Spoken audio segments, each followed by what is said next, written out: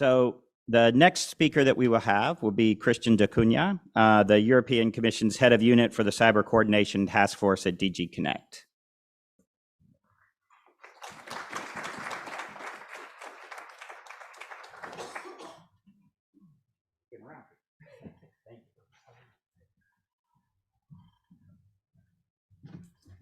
Okay, hello, good morning. Thank you for the invitation. Thank you, Michael. It's not at all daunting to follow up on Despina. He's one of the pioneers of cyber in the Commission and in the EU, but I'll try my best. I've been in and out of the Commission, not for 20 years, but for 15 years. But one of the first things I did when I was in DG Home was draft the EU's first internal security strategy. And that actually had a chapter which none of us understood on cyber, and it called on member states to set up their own national CERT. That was in 2010. So now I work in the area of situational awareness and crisis management. So I've been invited to give an overview of where I think we stand. So last Friday night, the kids made me sit through Taylor Swift's Eras Tour film, which has just appeared on Disney+. It's magnificent, but it's also 3.5 hours long. And on Saturday and Sunday night, they asked me to watch it again. But given Swift's almost mythical association with cybersecurity, it almost qualifies as overtime for me. Her name is among the most commonly compromised passwords, and her acute sensitivity to cyber hygiene spawned the Swift on Security blog. And one of her lines goes, "I should not be left to my own devices. They come with prices and vices. I end up in crisis." So pivoting to a more serious note, President von der Leyen, in her last State of the Union address to the European Parliament, said the threats we face are driven by geopolitics. And that's true of cybersecurity, of course, as well. By geopolitics, we can infer the rise of authoritarianism and its digital surveillance apparatus.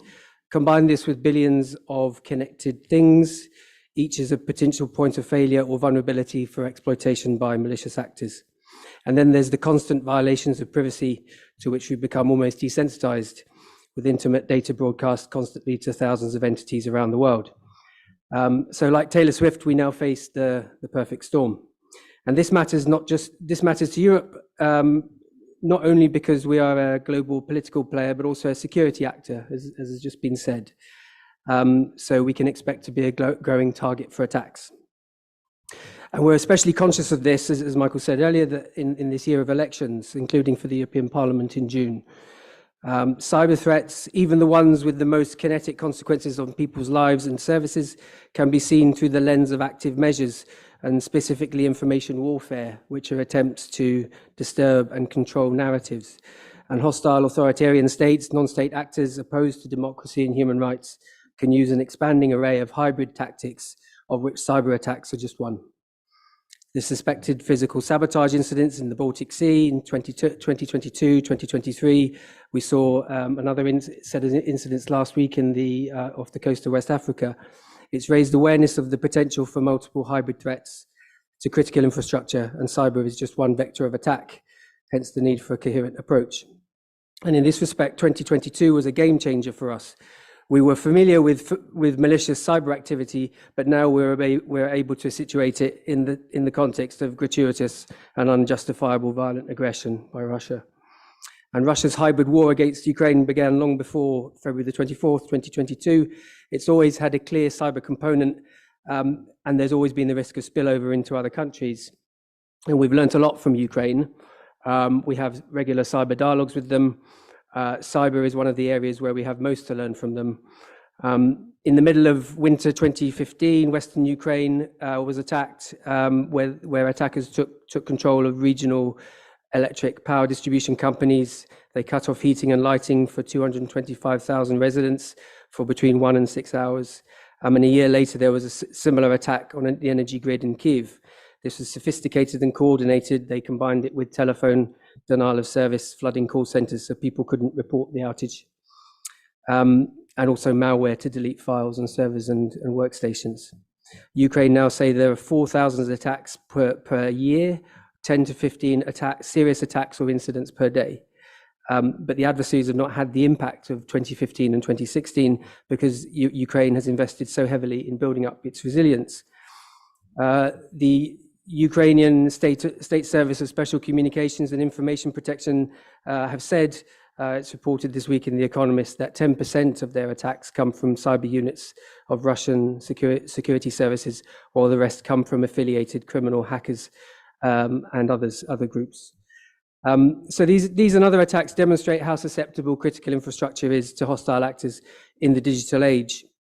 Having said that, the use of cyber attacks for destruction, for the sake of destruction, is rare.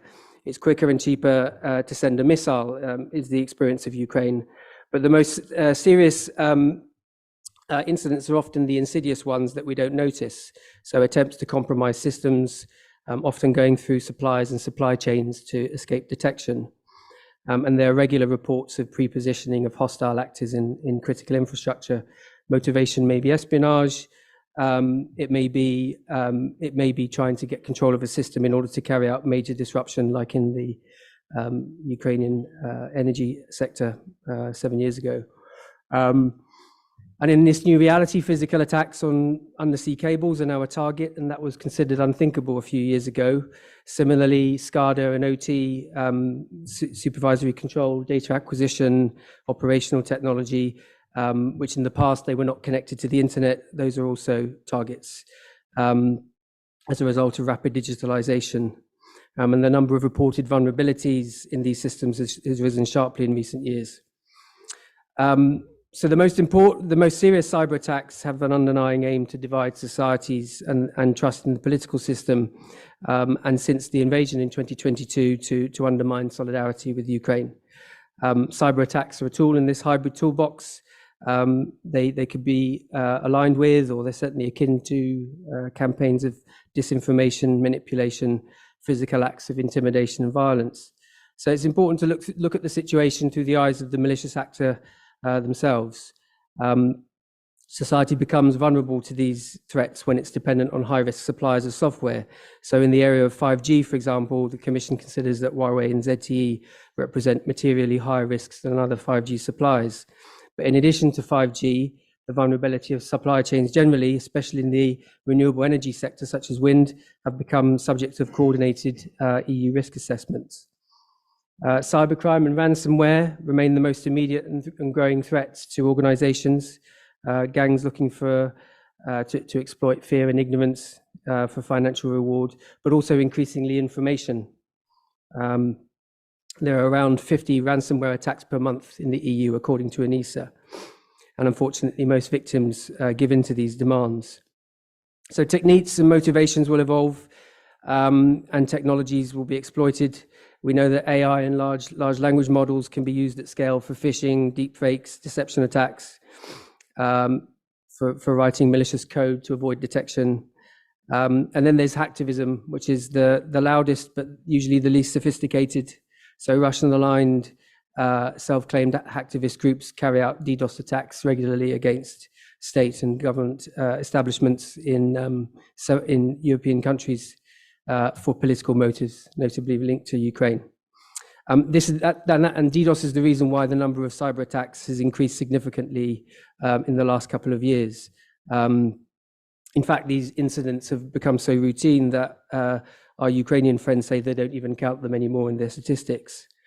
So how is the EU responding? I'm not going to repeat what Despina has already eloquently said, but in essence, just like global warming, it's a case of not just mitigation, but also adaptation in cybersecurity. So we can refer to our activities in terms of prevention, detection, response and deterrence.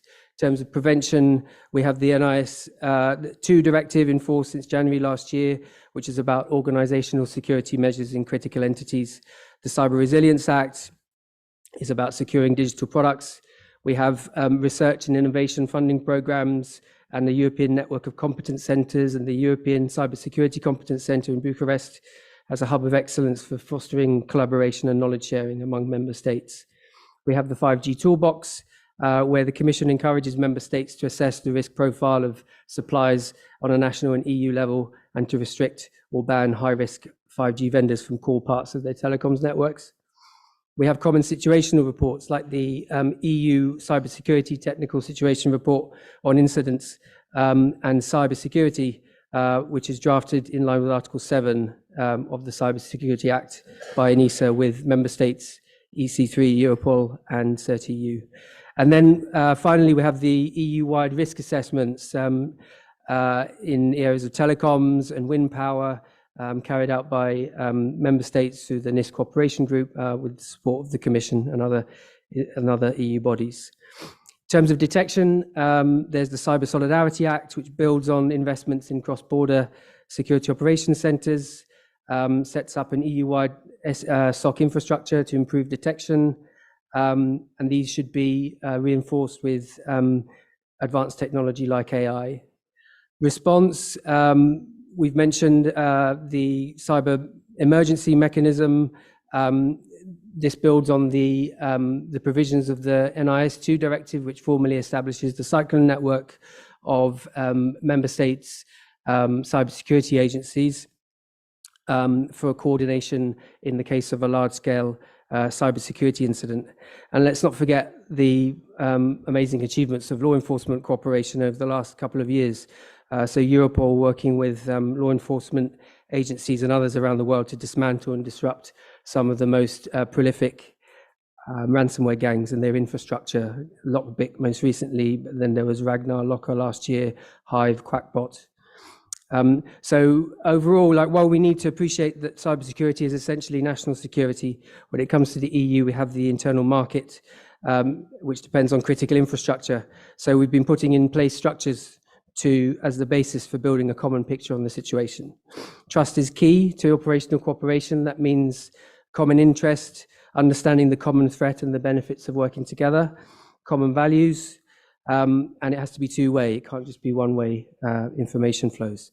And then finally, on deterrence, the cyber defense policy, the cyber diplomacy toolbox, our colleague Manon will be here in a panel to talk about that later this morning. And this means working with like-minded partners and standing in solidarity against irresponsible state behavior in cyberspace. So we have a close relationship with these countries like US, Ukraine, UK, manifesting coordinated statements like in December 2023 and in the response to the Viasat attack. And we have international cooperation, international dialogues promoting these rules through the United Nations and other fora for a free and open cyberspace.